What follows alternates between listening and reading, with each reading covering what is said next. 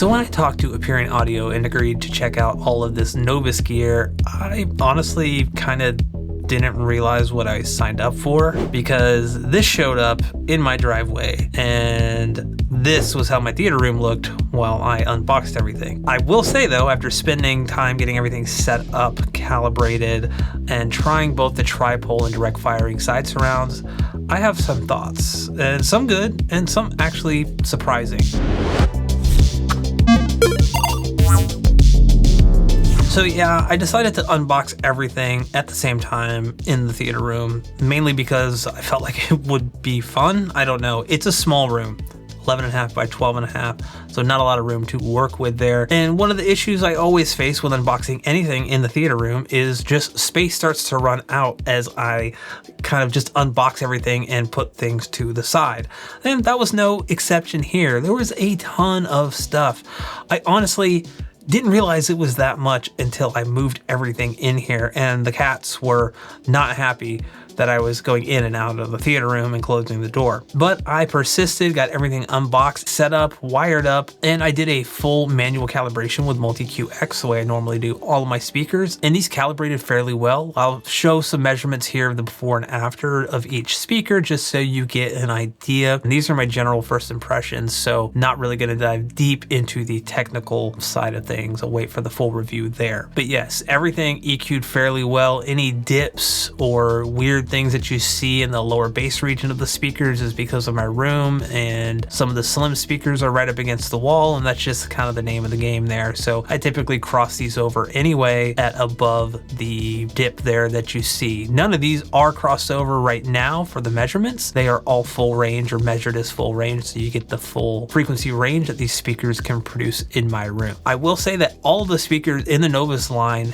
share the same 1-inch silk dome tweeter with ferrofluid. Also, anytime a speaker in the Novus line has a 6.5-inch woofer, it's going to be the same aramid fiber cone. So I want to start with the N6T tower speakers, which are their kind of flagship big guys meant for like the front, left, and right. You can use them as surrounds if you have the space. They are a 4-ohm speaker with a 90 dB sensitivity, so they're not super efficient, but they're not a slouch either. They are a two-way speaker, and they are ported. They have a vertical port, which is something rare that you don't see in a lot of speakers, and it does work really well. We are looking at two 6.5-inch drivers here, along with that tweeter, and then 5-way binding posts on the back. And another thing that all these speakers have in common is they have a tweeter adjustment on the back, where you can adjust the tweeter plus or minus 3 dB depending on where the jumper is. So that's something pretty cool, that if you either have it behind a screen or you want a little bit more on the high end, you can do that pretty easily with just the jumper. Moving on to the N6C center channel. This is a 4-ohm speaker, again 90 dB sensitivity. This does have two 6.5-inch woofers in it, along with a 4-inch aramid fiber cone active driver, so a nice little mid-range in there, and then that same tweeter and the same binding posts and everything on the back. And then we can take a look at the N6B bookshelf speaker, which is like the little brother of the towers.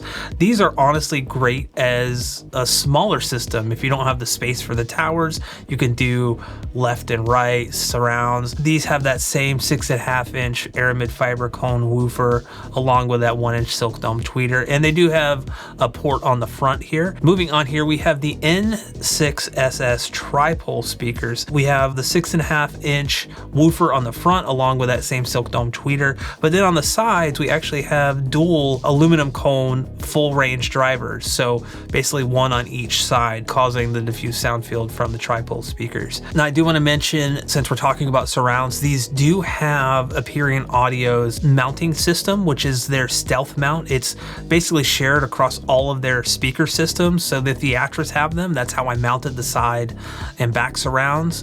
And what was great is I was able to just take those off the wall, take the bracket off the back, put them on here, and then I could just slide it on. Didn't need to redo anything there, and I really like that system. What I will say is that it's not included here. It is included with the Theatras, but the Theatras are more expensive. Moving on to more traditional surrounds, we have the N6SR, which are the slim satellite on-wall and surround speakers.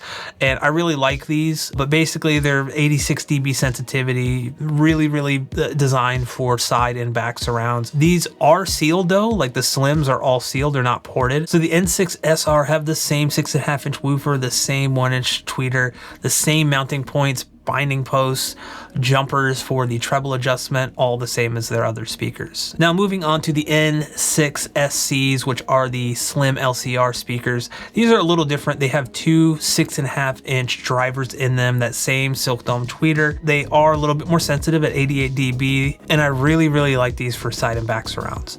They can be used as LCRs, and what's great about these is they can be mounted multiple ways. So you have multiple options if you want to use one as a center channel and more of a slim system. Maybe you don't want it calling attention to itself. That would be a really great option there. The logo on the front is actually rotatable. So depending on how you have the speaker oriented, you can change that so you always have the Aperion audio logo facing the right way. And then quickly, I want to touch on something that Aperion sent. This is a Novus centric video, so I don't want to focus too much on this, but they did send out a bunch of their super tweeters, which I've always been curious about. So I'll quickly go over what they sent out, but I'm going to be doing a separate video on the super tweeters because I think they're cool. I want to check them out, and I think they deserve a dedicated video. So they sent out the HST dual AMT super tweeter pair, along with the RST aluminum ribbon super tweeter speaker pair, and the PST planar magnetic ribbon super tweeter, along with a couple of their premium 4N OFC silver speaker wire sets. It's a mouthful. They sent out a 4-foot and a 2-foot, I believe. And these are really high quality.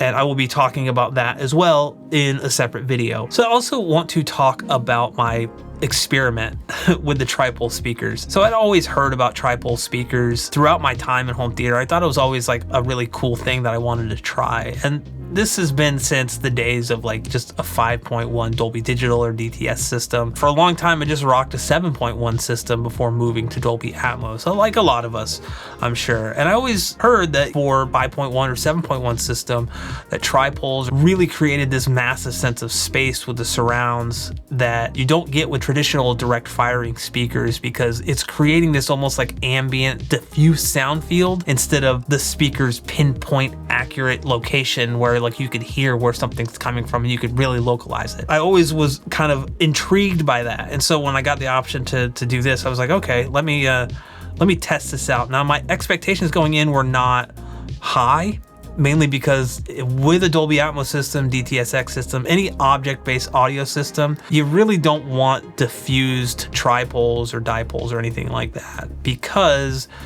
the mapper, the object mapper, and all of these really kind of requires a bit of precision for your speakers. And when you have a diffuse sound field and you have kind of sound firing from like the sides and direct, it can really mess with the way something is perceived in the localized area of the sound. And also you start getting smearing with other channels, like the front channels, for instance. I noticed some pretty heavy smearing when I was listening to Dolby Atmos music, to the point where like, this doesn't sound great. I was actually kind of surprised by that. And it also smeared with the height channels a bit too, a bit too much, honestly, where it was hard to differentiate when something was really kind of supposed to be overhead or kind of to the right or to the left. All the Atmos and DTS:X content I listened to, from, you know, the requisite Ready Player One, race scene, Dune Part 2, the Harvester attack, there was just this smearing to the point, smearing of audio with the surrounds, especially the side surrounds, where it was really hard to pinpoint where things were, and it sounded off. Like, and I don't know if I was dealing with some phase cancellation issues or something, but it just sounded like I was missing certain things. And I was like, oh, that's really interesting. And then when I listened to music, sometimes it sounded okay, but sometimes it didn't. So I listened to Tom Sawyer by Rush, and the guitars in that sounded really odd. Like, I can't describe it, almost like warbly. Like it was like I was dealing with some sound wave cancellation or something. I don't know. And I also listened to Rocket Man in Dolby Atmos by Elton John. And the opening to that song, during the first verse, he's playing the piano, and the piano has some really nice reverb to it. Typically, it sounds just massive and huge, whereas here, it also had that weird, like, kind of warbly sound to it. And again, like, it sounded like, almost like the notes were lingering, but they had gone, like, flat or sharp.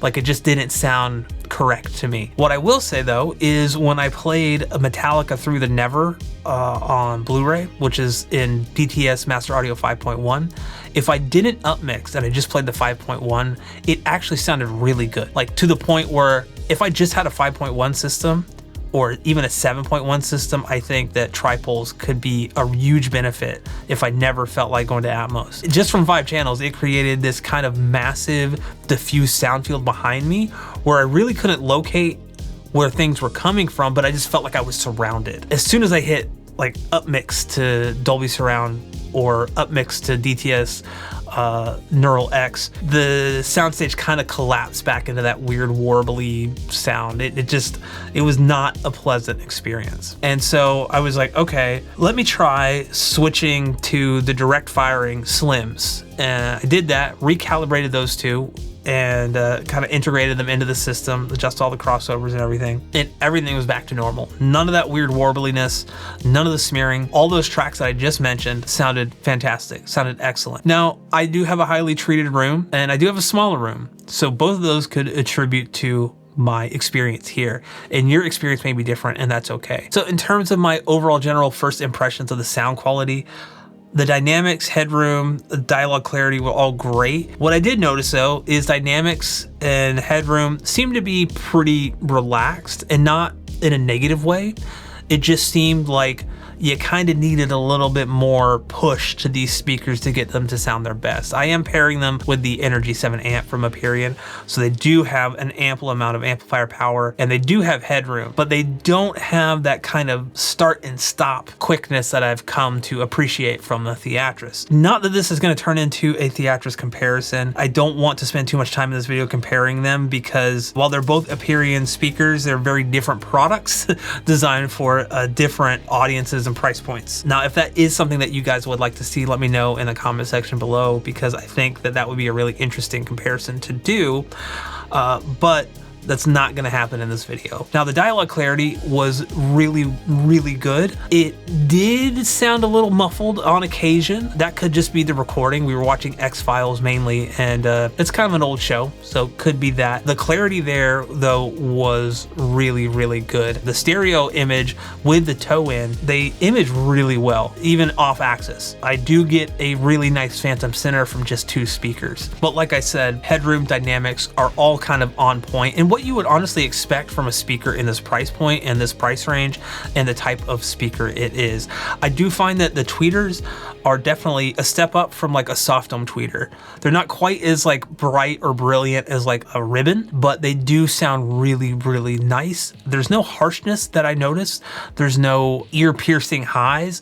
Everything is very balanced. And I think that's the one thing that I want to go back to with these speakers is, from everything that I've heard, there is a nice balance between all the frequency ranges, between the bass, mids, and highs. They don't dig as deep as I'd like to in my room, especially side and back surrounds. Getting anything below like 80 or 90 hertz is pretty difficult for me. But the overall presentation that these speakers present you with is very, very nice. It's very relaxed. I would almost say like it has a warm sound to it and are very pleasing to listen to. I was writing notes on a review I'm doing for Audioholics, and I was listening to music the entire time, and I had it kind of cranked up, and I never felt fatigued, and I never felt like my ears needed a break. Like everything just sounded nice and clear and crisp.